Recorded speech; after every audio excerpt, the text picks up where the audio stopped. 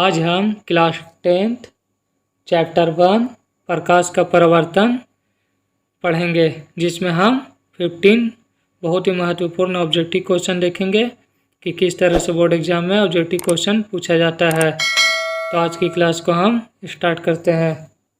चलिए क्वेश्चन की ओर।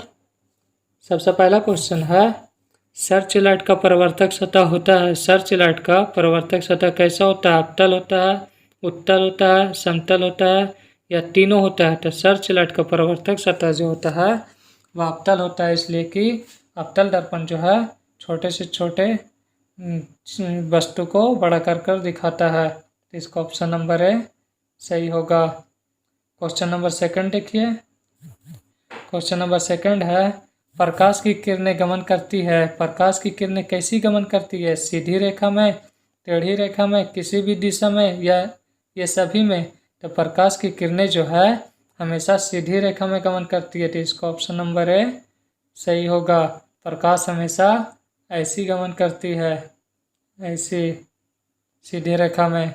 इस क्वेश्चन नंबर 3 देखिए। काल्पनिक प्रतिबिंब होता हमेशा कैसा होता है? काल्पनिक प्रतिबिंब हमेशा सीधा होता है, उल्टा होता है, तिरछा होता है, इनमें से कोई नहीं। तो काल्पनिक प्रतिबिंब जो है हमेशा सीधा होता है, तो इसका ऑप्शन नंबर ए सही होगा। क्वेश्चन नंबर 4 देखिए। क्वेश्चन नंबर 4 है, समतल दर्पण में प्रतिबिंब का आवर्धन होता है। समतल दर्पण में प्रतिबिंब का आवर्धन कैसा होता है? तो 1 से ज़्यादा होता है, 1 से कम, 1 के बराबर। तो समतल दर्पण में प्रतिबिंब का आवर्धन जो होता है 1 के बराबर होता है, तो इसका ऑप्शन नंबर सी सही होगा। Question number 5।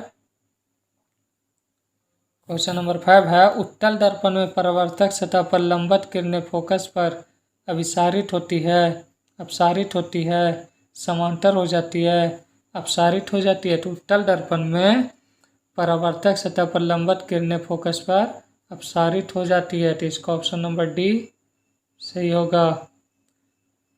क्वेश्चन नंबर 6 देखिए। क्वेश्चन नंबर 6 है, गोलीय दर्पण में परावर्तन के नियम का पालन नहीं होता है। होता है, दर्पण के प्रकृति के अनुसार होता है, इनमें से कुछ नहीं होता। तो गोलीय दर्पण में परावर्तन के नियम का पालन होता है, इसका ऑप्शन नंबर बी सही होगा। क्वेश्चन नंबर 7, गोलीय दर्पण में दूरियों को सदा किसके सापेक्ष मापते हैं? गोलीय दर्पण में दूरियों को सदा किसके सापेक्ष मापते हैं? तो ध्रुव के सापेक्ष जो है गोलीय दर्पण में दूरियों को मापते हैं, तो इसका ऑप्शन नंबर ए सही होगा।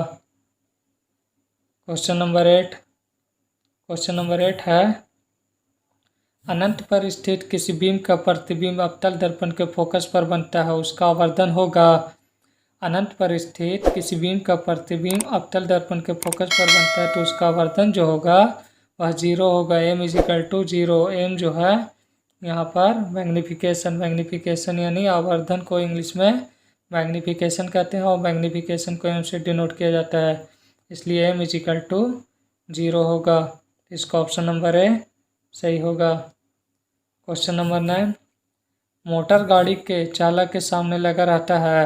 मोटर गाड़ी के चालक के सामने कौन सा दर्पण लगा रहता है? तो उत्तल दर्पण लगा रहता है, इसलिए कि पीछे से जो वाहन आती है उसको वह छोटा इमेज में दिखाता है, इसका ऑप्शन नंबर ए सही होगा।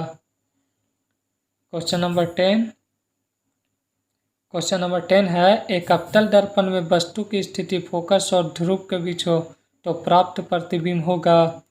एक अवतल दर्पण में वस्तु की स्थिति फोकस और ध्रुव के बीच हो तो प्राप्त प्रतिबिंब कैसा होगा? तो प्राप्त प्रतिबिंब जो होगा वह आभासी और बड़ा होगा, इसका ऑप्शन नंबर डी सही होगा। क्वेश्चन नंबर 11, एक अवतल दर्पण की फोकस दूरी उसकी वक्रता त्रिज्या की दोगुनी होती है, आधी होती है, चौथाई होती है, बराबर होती है। एक अवतल दर्पण की फोकस दूरी उसकी वक्रता त्रिज्या की आधी होती है, F=r/2। तो इसका ऑप्शन नंबर 2 यानी कि बी सही होगा। क्वेश्चन नंबर 12, कहाँ पर स्थित होने से वस्तु का प्रतिबिंब अवतल दर्पण के फोकस पर बनता है। कह रहा है कहाँ पर स्थित होने से वस्तु का प्रतिबिंब अवतल दर्पण के फोकस पर बनता है। तो इसका ऑप्शन अनंत पर स्थित होने से वस्तु का प्रतिबिंब अवतल दर्पण के फोकस पर बनता है। इसका ऑप्शन नंबर डी सही होगा। Question number 13। क्वेश्चन नंबर 13 है निम्नलिखित में किसके द्वारा एक बिंदु स्रोत से समांतर किरण पुंज मिल सकता है। कह रहा है निम्नलिखित में किसके द्वारा एक बिंदु स्रोत से समांतर किरण पुंज मिल सकता है। अवतल दर्पण के द्वारा जो है एक बिंदु स्रोत से समांतर किरण पुंज मिल सकता है। तो इसका ऑप्शन नंबर ए सही होगा। Question number 14। वस्तु से छोटा और आभासी प्रतिबिंब इनमें किस दर्पण से प्राप्त होता है। वस्तु से छोटा और आभासी प्रतिबिंब इनमें से किस दर्पण से प्राप्त होता है। तो उत्तल दर्पण से जो है वस्तु से छोटा और आभासी प्रतिबिंब प्राप्त होता है। तो इसका ऑप्शन नंबर डी सही होगा। Question number 15।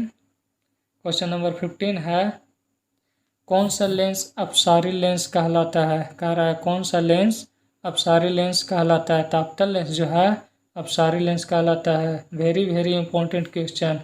इसका ऑप्शन नंबर ए सही होगा। इस तरह से आज की क्लास में हम 15 महत्वपूर्ण ऑब्जेक्टिव क्वेश्चन देखे हैं।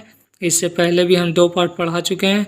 अगर उस वीडियो को आप नहीं देखे हैं तो उस वीडियो का लिंक हम इस वीडियो के डिस्क्रिप्शन बॉक्स में डाल देंगे, वहां से देख लीजिएगा या हमारे चैनल का प्लेलिस्ट में जाकर देख लीजिएगा। वह भी बहुत ही इम्पोर्टेंट क्वेश्चन ऑब्जेक्टिव क्वेश्चन है। तो इस तरह से आज की क्लास को हम ख़त्म करते हैं।